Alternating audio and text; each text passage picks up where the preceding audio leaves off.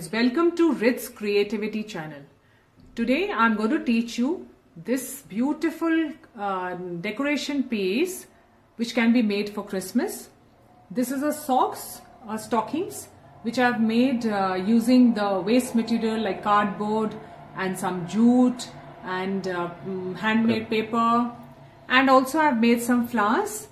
These flowers I had taught you how to make in my previous video. I will definitely be giving the link of these, and do try this out for Christmas.